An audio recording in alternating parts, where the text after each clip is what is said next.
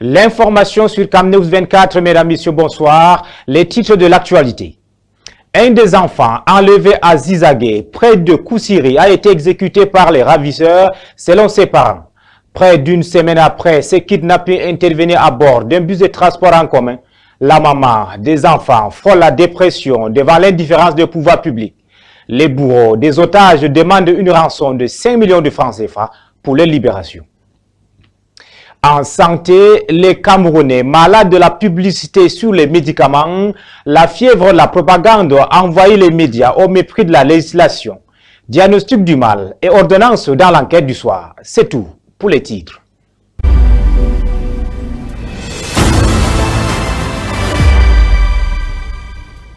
Ouvrons ce journal, mesdames, messieurs, par la politique pour dire que la présidentielle de 2025 se disputera dans plus de 30 000 bureaux de vote à travers le pays et dans les représentations diplomatiques du Cameroun.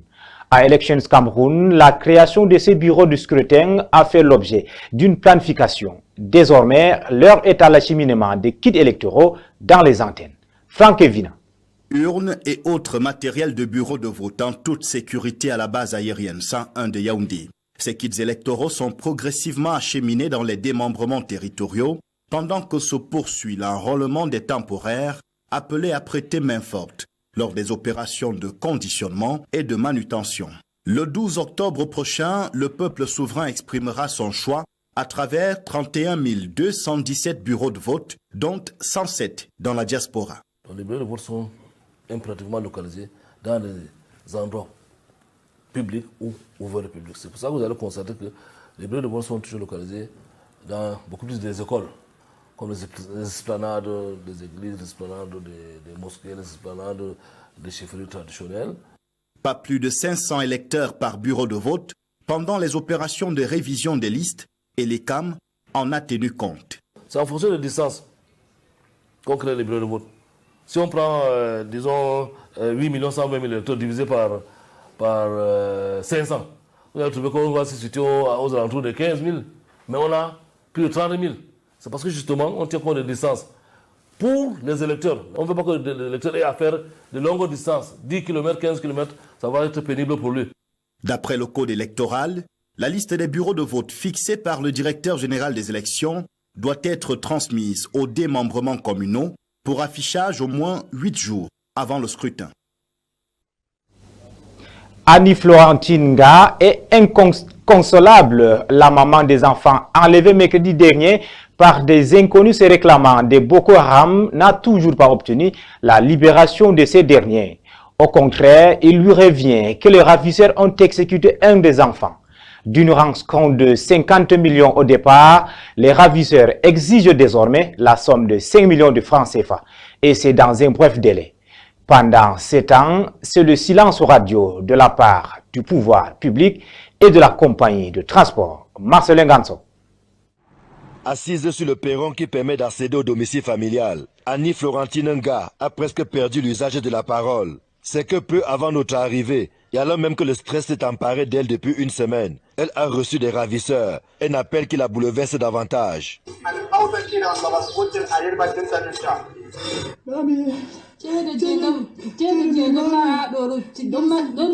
Ces derniers ont revu leurs prétentions à la baisse, mais exigent de la famille pas moins de 5 millions de francs CFA pour libérer les enfants. Les dernières informations, c'est qu'ils réclament 5 millions. Et qui disent d'ici 13 heures, ils vont exécuter le deuxième enfant, le deuxième garçon. Vous avez la confirmation que le premier enfant a été exécuté? Pas c'est ça, pas ma fille aînée, elle a confirmé que oui, effectivement, l'enfant a reçu 2 balles et qu'ils ont jeté le corps. Difficile d'en savoir davantage, mais ce dont on est sûr, c'est que les enfants sont encore entre les mains de leurs ravisseurs.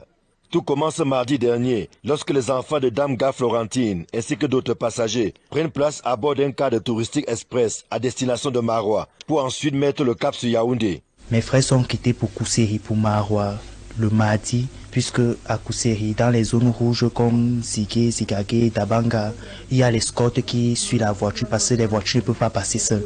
Ils ont attendu l'escorte parce que quand ils sont arrivés, maman, nous sommes arrivés à la zone rouge. Arrivé à la grande barrière, on a dit qu'aucune voiture n'est passée. Les dit à 18 h, vous allez dormir en route. On était dans les prières parce qu'on sait que la route n'est pas facile. Il faut, quand tu dois en route, il faut les prières, beaucoup de prières. Tous les passagers doivent alors passer la nuit à un poste de contrôle, en attendant le lever du jour pour poursuivre leur chemin. Sauf qu'entre la nuit de mardi et la matinée de mercredi, rien ne se passe comme prévu.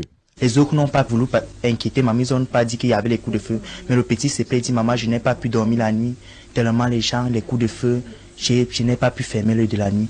Maman lui répond que restez dans la prière, que Dieu. Après une succession d'appels infructueux, la famille est surprise d'apprendre qu'un certain nombre de passagers, soit 16 au total, ont été enlevés par des inconnus, se réclamant de Boko Haram. C'est quand on appelle, on envoie l'un de nos contacts qui peut regarder à touristique ce qui se passe. Il nous dit que non, la voiture tombe à panne au niveau de Ouaza, ils vont arriver. On n'était pas. C'est maintenant maman appelle encore une autre personne. Cette fois-ci, c'est un homme maintenu.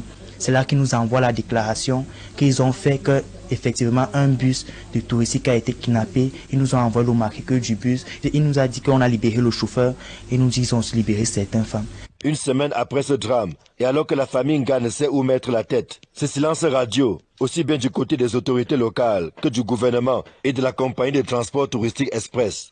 Aucune communication officielle, ni sur les circonstances de la survenue de cet enlèvement, encore moins sur les mesures prises depuis lors pour faire libérer les otages. Tout se passe comme si le chien aboie, puis la caravane passe, aux grandes dames de la famille Nga, abandonnées à elles-mêmes. Mais nous vivons dans quel pays?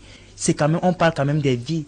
5 enfants, ce n'est pas 5 poulets, ce n'est pas 5 objets, on parle des vies humaines, ce n'est pas quelque chose qu'on peut prendre à la légère. Jusqu'à on demande la rançon 5 millions, vous-même vous voyez l'état de notre maison. Voilà la photo de ma grand-mère, on vient de perdre ma grand-mère. Ça ne fait même pas encore 1 mois qu'on l'a déjà enterré. Nous sommes encore en larmes jusqu'à présent. On va payer, on va trouver 5 millions où? Et jusqu'à présent, l'État n'a pas encore rien, aucune réaction. En raison du climat délétère qui prévaut dans plusieurs localités traversées par la nationale numéro 1, Mora Dabanga Kousseri, les véhicules appartenant aux agences de voyage sont systématiquement escortés par des éléments des forces de défense camerounaises. La question qui taraude alors les esprits est de savoir comment, en dépit de cette précaution sécuritaire, des éléments de Boko Haram ont pu s'attaquer à un bus au point d'enlever plusieurs personnes avant de disparaître dans la nature. Et après les enlèvements de Zigagé, l'inquiétude plane sur les voyageurs et conducteurs dans les agences desservant l'extrême nord. Des mesures sont désormais mises en place pour rassurer et protéger les passagers. Cyril Kouakam. 5 jours après les enlèvements de près de 10 passagers à bord d'un cas de transport en commun sur l'axe Kousseri-Maroua, les voyageurs et conducteurs rencontrés ce mardi au lieu d'Indoxibi à Douala ne sont pas à l'abri d'un traumatisme psychologique. Chaque déplacement vers ces zones cibles pourrait être, selon certains, un voyage sans retour. J'ai quitté le parti de Yaoundé pour Bertois. Et j'ai constaté que les gars ont lancé le caillou à ce moment pour que je dois m'arrêter, pour qu'on vienne agresser le bus. Bon, j'ai subitement accéléré pour passer à l'endroit. Ça suscite la crainte. Ça suscite l'insécurité. On se dit, est-ce qu'on peut arriver? Depuis lors, c'est dans le précieux sang du Christ que d'autres tentent de retrouver le plaisir de voyager sur la route nationale numéro 1. Dieu décide maintenant que vous n'arrivez pas, même pas les accidents, vous n'arrivez pas. Moi, je compte sur Dieu. Au niveau des agences qui desservent les axes nord et extrême nord, les responsables s'ajustent. Ça a suscité de panique, une peur. Donc à l'interne directement, on a convoqué une réunion d'urgence avec les chauffeurs pour les sensibiliser. Toutes nos voitures ont été réorientées, donc de Maroua à Yagua. Donc désormais, les passagers qui quittaient de Maroua, passant par Kousseri, préfèrent passer par Yagua.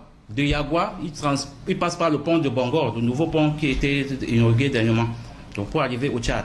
Ces mesures sécurité prises de part et d'autre visent un objectif commun, rassurer tout voyageur. Sans eux, nous ne sommes rien et sans nous, ils ne sommes rien. Donc c'est ça, nous sommes obligés de les transporter jusqu'à destination parce que c'est un contrat. Cependant, la date du 14 août 2025 a laissé des plaies dans la famille d'une dame gare, toujours en attente de la libération de ses enfants, pris en otage par des individus encore non identifiés.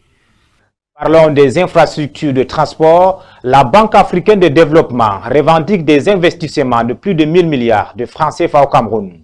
C'est la substance d'un communiqué de l'institution financière panafricaine. Le tout récent financement se chiffre à 216 milliards de francs CFA pour la reconstruction de la route Ngaoundéré-Garoua. Ivan Selmtadiofo et Gisle Kouga.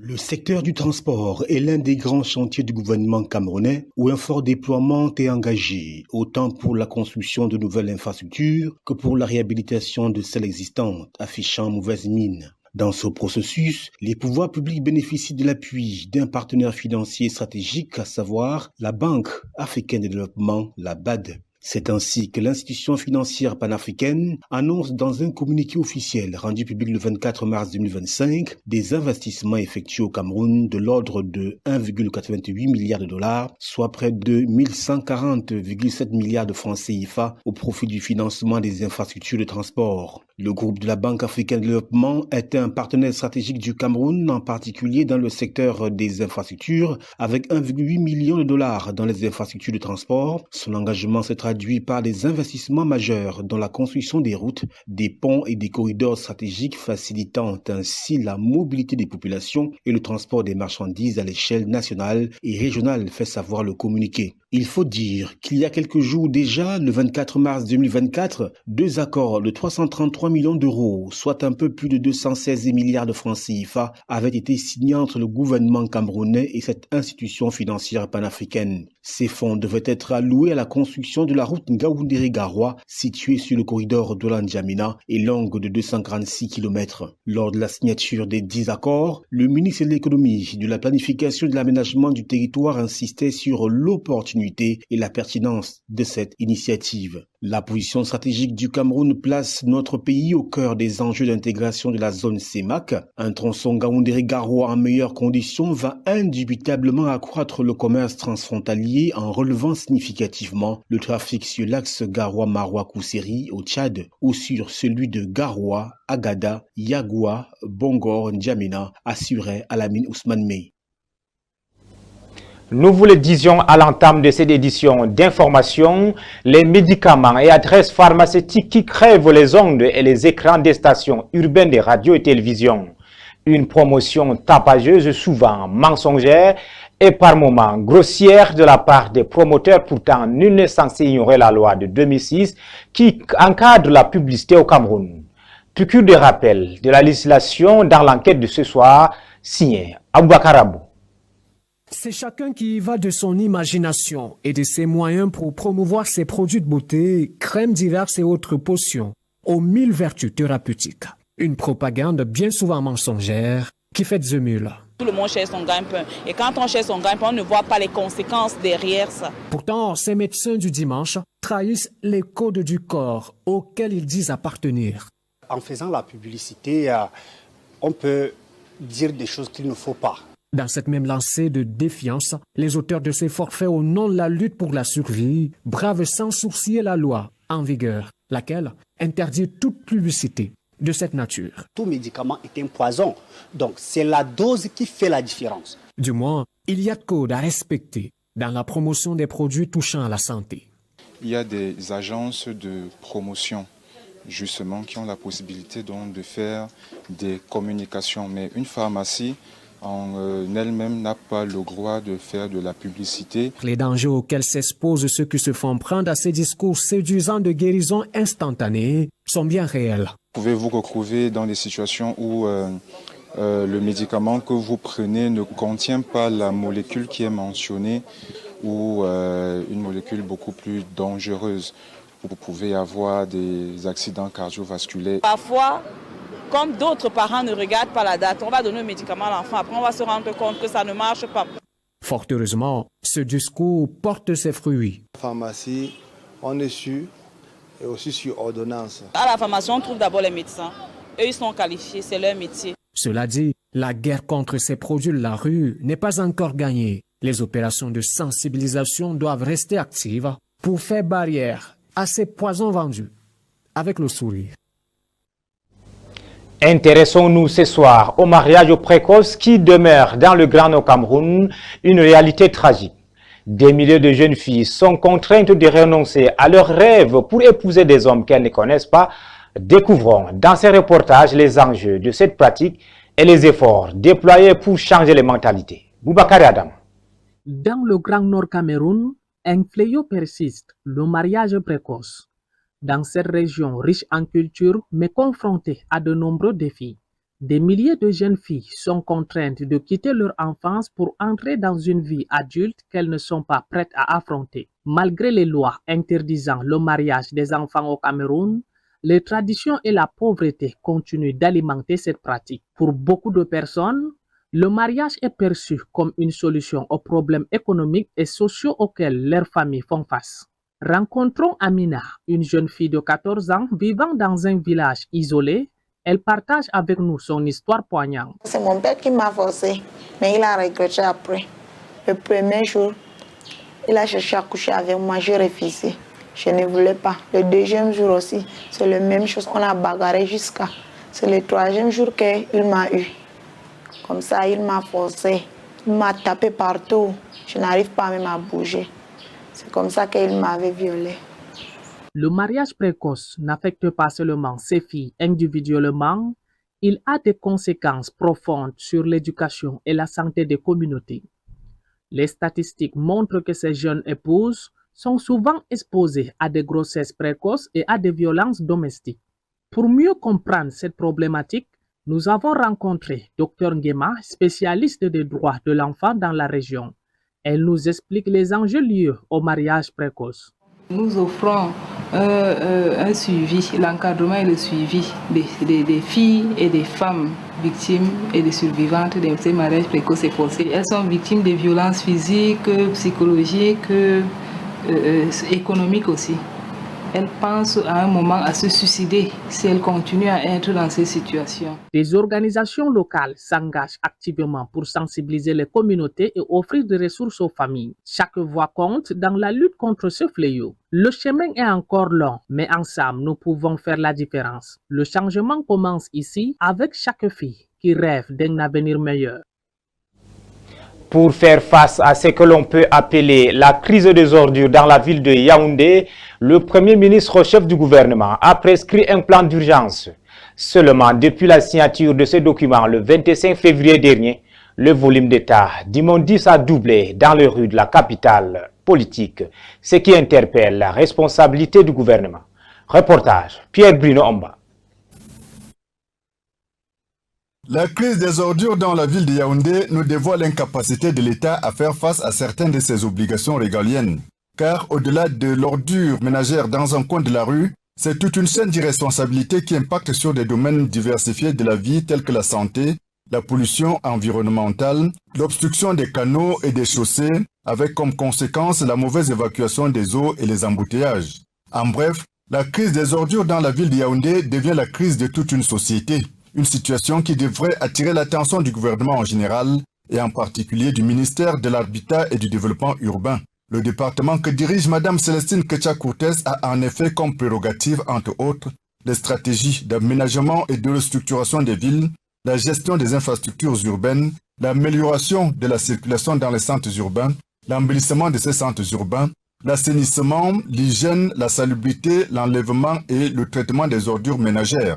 Il ne serait donc pas inconvenant de dire que la maîtrise de ce cahier de charges échappe totalement à Madame le ministre au vu de la situation globale sur le terrain. À la question que devient la ville Yaoundé sous son ministère, la réponse est évidente. Ce sont les nids de poules, c'est une absence de plan d'urbanisation, ce sont les poubelles, ce sont les inondations, l'occupation anarchique de la chaussée, les constructions anarchiques dans les marécages et les flancs de montagne. Bref, c'est un véritable capharnaüm qui tient lieu et place d'une ville à l'indifférence absolue du ministère en charge des questions urbaines. On peut également se demander à quand remonte un véritable plan directeur pour la ville de Yaoundé, tenant compte de la démographie galopante, de l'industrialisation et de la consommation qui évolue à une vitesse exponentielle. On est surpris qu'aucune solution ne soit préconisée 30 jours après la directive premier ministérielle sur l'assainissement urbain. Une attitude qui s'apparente à la défiance, mais qui en fait masque l'incompétence à défaut d'un agenda caché. À l'étranger, le président américain a annoncé hier mardi avoir demandé à la justice d'enquêter dans tous les pays sur des musées qu'il accuse d'être woke, notamment ceux concernant l'histoire de l'esclavage. La Maison-Blanche avait annoncé la semaine précédente qu'un examen approfondi serait mené pour s'assurer de leur alignement avec la vision de l'histoire des États-Unis prônée par Donald Trump. Suivant le reçu de Léo Païcha. Les musées américains sont-ils trop critiques de l'histoire de leur pays? C'est en tout cas l'avis de Donald Trump. Dans un post sur les réseaux sociaux, le président américain s'en est pris aux établissements accusés d'être trop woke et de dénigrer l'histoire des États-Unis. Dans son viseur notamment, ceux gérés par la Smithsonian, une institution de recherche scientifique fédérale. Les musées de Washington, mais aussi à travers tout le pays, sont pour l'essentiel les derniers restes du wokisme. La Smithsonian Institution est hors de contrôle. Là-bas, on cherche uniquement à savoir à quel point notre pays est horrible, à quel point l'esclavage était terrible et à quel point les opprimés ont échoué. Rien sur la réussite, rien sur le rayonnement, rien sur l'avenir. Nous ne laisserons pas cela se produire. Conséquence, Donald Trump demande à la justice de passer au crible les contenus pédagogiques proposés par ces musées. Objectif, s'assurer de leur alignement avec sa vision de l'histoire des États-Unis. Dès le mois de mars, il avait déjà signé un décret allant dans ce sens. Une attaque qui inquiète les conservateurs. Nous continuerons à faire ce travail même si d'autres institutions ne veulent pas le faire ou le trouvent inutile. Au contraire, nous le trouvons utile. Nous considérons que cela fait partie intégrante de l'expérience américaine. Depuis son élection, le président cible les institutions culturelles éducatives fédérales accusées de militantisme, des musées aux universités. Une reprise en main pour les expurger des idées qu'il juge trop progressistes et en faveur des minorités. Fin du 20h de ce 20 août 2025 sur Camnews 24 IDFM 103 en direct de Garoua dans le Nord Cameroun. Merci pour votre fidélité. Restez en compagnie de nos programmes qui se poursuivent. Douce nuit à tous.